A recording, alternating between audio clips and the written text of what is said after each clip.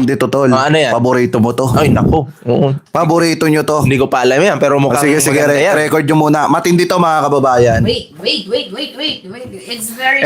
Eto, disclaimer lamang po muna ha. Magdi-disclaimer lamang po muna ako. Siguro may mga masasaktan pero wala naman kaming papangalanan dito. Okay. Ang lahat po ng sasabihin namin dito ay base lamang po sa nabasa, narinig, nakita, napanood at base na rin po sa sarili po naming opinion. Interpretasyon. Opo. At hindi po ito libelos, mga kababayan, at hindi namin intensyon na manira o banggain ang kahit na sino man. So ngayon, may nakita po tayong post ni Coach Jared. Ito naman po ay chismis, mga kababayan. Nako. Idaan na lamang po natin sa Di Umano. Ayon po dito kay kay Coach Jared. Ayan. Yan. Sabi po dito, kwentong chismis ni Puting Kalapate. Nako. Si Sara at Pulong ang nagpondo ng unity rally ng dalawang religious groups. Mukhang gagamitin human shield ang mga relihista dahil nasa likod nila ay ang mga Muslim. Wait lang. May una akong tanong. Paano sila magsasagawa ng rally? Kakatapos pa lang ng bagyo sa bansang Pilipinas. Like, parang magpakita naman kayo ng... Yan yung tanong dyan. Yan yung tanong dyan. Like, paano nyo masasabing mahal nyo ang bansang Pilipinas kung after ng bagyo, mas uunahin pa ninyong mag-rally instead na magkapit-bisig, magtulong-tulungan sana tayo, 'di ba? Para makabangon ang mga area, ang mga lugar na nasa lanta ng bagyo. Ganyan ba ang nagpapakita ng may simpatya sa mamamayang Pilipino? May sasabihin lang din ako ito. Okay. Ingat lang din kayo mga DDS na mga nagrarally. Kasi, in case, wag naman sana na may mangyari dyan sa rally na yan.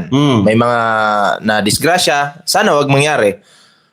Ang gagawin ng mga matataas dyan, ng mga DDS, or may utak, isisisi yan sa administrasyon. Naku, okay. Gawa nila yan, pero isisisi sa administrasyon. Ganon yung style. So, inuunahan na namin ngayon na kung may mangyari mang ganyan, alam nyo na. O, di ba? O, kaya kahit DDS kayo, sobra kayo makipaglaban, kahit mali, pinaglalaban nyo na, ingat kayo kasi possible na pwede kayong isacrifice. Ha? O, may buhay kayo. Ingatan nyo yan. So, Secessionist. ang masasabi ko lang sa inyo mga DDS, nako, Secessionist, no? mapagmasid, maging uto-uto. O, di ba? Okay, Soy. So yun, mga kababayan, bukod pa po sa mga Muslim, meron daw pong secessionist at armed groups para atakihin ang Malacanang. Ingat kayo, mga kababayan, mukhang guguluhin ng mga Duterte ang bansa talaga para patalisikin si PBBM. Wait lang. Can I ask just a little bit or something question? Like, kasi it's very quite na pinapatalsik nila si President Bongbong Marcos while si PBBM is nagtatrabaho naman ng maayos. Like sila, nag-explore sila, di ba? Naglalamierda, binabagyo. Anong ginagawa nila? Nagpa-party. Yung isa nagtatrabaho. Ano ba yung reason ninyo? What was your enough reason para patalsikin si PBBM? Nagtatrabaho naman ng maayos. Hindi ba mas kayo yung dapat patalsikin? May reason dyan. May reason. Ano sa palagay mo? Ito. Gusto nilang gumante sa administrasyon ni PBBM.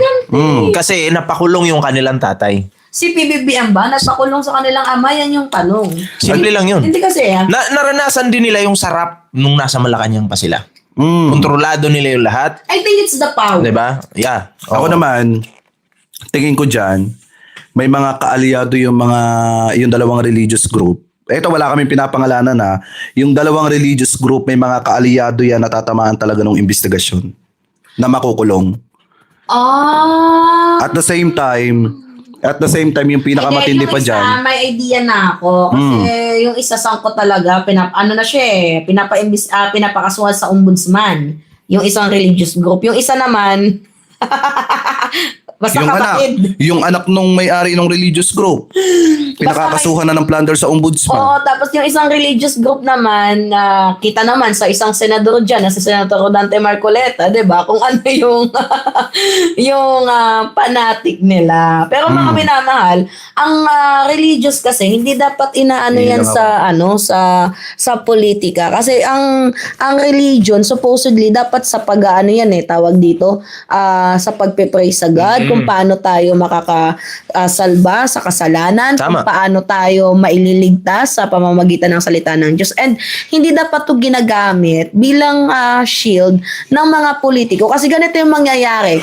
Kapag dumating yung panahon, kunyari napatalsik si PBBM gamit ang mga religious group. So ang mangyayari kapag ayaw ng isang religious group ang isang presidente, ganun na lang nila kabilis patalsikin ang presidente kapag ayaw nila kasi parang hawak na nila di ba?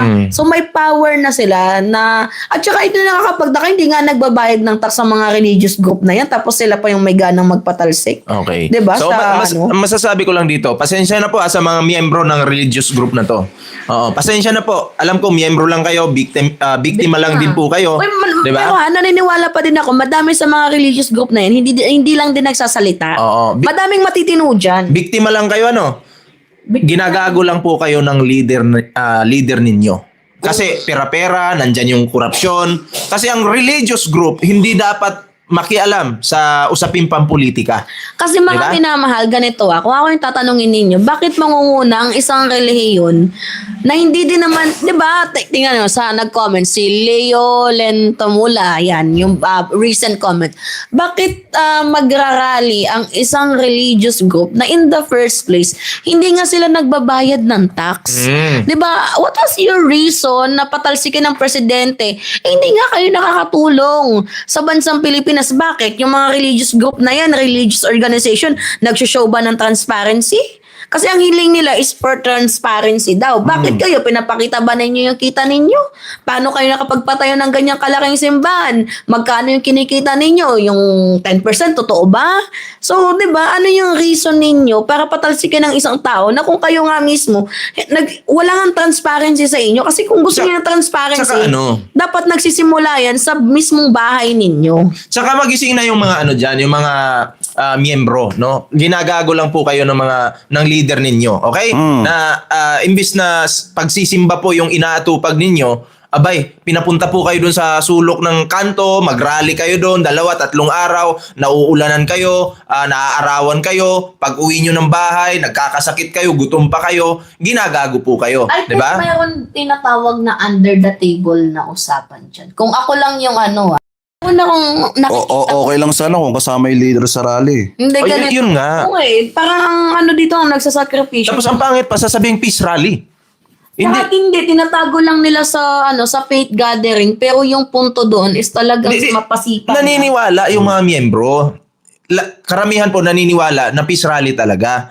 Kaya nga lang, pagdating na nila dun sa lugar, nagtataka sila, peace rally. Kasi mga minamahal, saan ba kayo nakakita ng rally? Di ba kaya nga rally, di ba? Kasi magra-rally. Bakit ngayon lang ako nakarinig na rally for peace? Di ba nga? Pero ang pinag-uusapan, politics. Politics. Di ba mga minamahal? Kasi kung pangkapayapaan yan, puro pananampalataya yan eh. Oo. Tama. Hindi ata nila alam yung ibig sabihin ng faith gathering. Di ba? Dapat supposedly yun gawin ninyo. Faith gathering. Manampalataya tayo. Dapat ganun. Kaya nga tingnan. Kaya hindi na ako nagtataka kung bakit tayo binabagyo Kasi ang daming mga religious group na mga... Di ba makapangyarihan na sila ngayon yung mga kulto? Grabe talaga. Kaya yung bagyo, papunta po talaga sa atin kasi yung mga kulto na to, sobra na po talaga yung kanilang kasamaan, di ba? Pero mga kababayan wala kami pinapangalanan dito. So interpretasyon lamang po 'yon. Di ballpoint pa yung issue ng kulto. Yung kulto, di ba? But anyway, Pinakamalaking kulto sa Pilipinas. But anyway, mga minamahal, ang gusto ko lang sabihin sa inyo na ang simbahan, hindi dapat ginagawang shield ng mga politician. Dapat ang simbahan is yun yung nagpapanguna sa salitang peace, yung totoong peace. Kasi kung transparency lang din naman yung sinisigaw ninyo, napaka-ironic na si Sara Duterte nga may 7 article of impeachment, ba't hindi nyo i-call out? Diba? At saka paano natin nasisikmurang patalsikin yung presidente na nagsiwalat ng sindikato sa gobyerno. Yeah. Nabuking yung mga politician na kurap. Eh kasi pre, ang aking balita is meron daw pong under the table na usapan. When you say under the table, yung alam na, nagigets naman ninyo, di ba? Usapang pailalim na merong bigayan, ganun ba? Nabigyan ba? Tatanong lang po Kami, kami. nagtatanong lamang naman po. Tatanong lang kami. So, yun ang hirap sa atin eh. Kaya wala tayong pag-unlad kasi mismo tayo din mismo ang naghihilaan pababa. Like crab mentality na supposedly hindi naman dapat ganun yung ginagawa natin. Dapat nagtutulungan tayo. Kagaya nito, may bagyo, dapat nagtutulungan tayo. Pero anong gagawin nila? November 14, magrarally pa. At paano, nakalabas na ba yung bagyo niyan? Yung bagyong Uwan, nakalabas na ba sa November 14 yan? Eh kung nakalabas naman yan, dapat ang inuuna is yung pamimigay ng relief goods. Di ba yun dapat? Rally po yung inuna di ba? Dapat bayanihan muna ba, di ba? Yeah. Hindi Tama. yung pwede naman kayong magtipon-tipon para tumulong, di ba? Pero yung magtitipon-tipon para mag-rally, isang malaking katangahan yan. Para maniya, malaking katangahan. So kayo, mga kababayan, kung kayo po ang tatanungin, ano po masasabi ninyo hingil po dun sa nasagap na di umano'y chismis ni Coach Jarrett na kung saan si Sara Duterte daw po at si Paulo Duterte ang nagpondo dun sa dalawang malaking religious group para daw po magsagawa ng rally para patalsikin etong di umano si PBBM.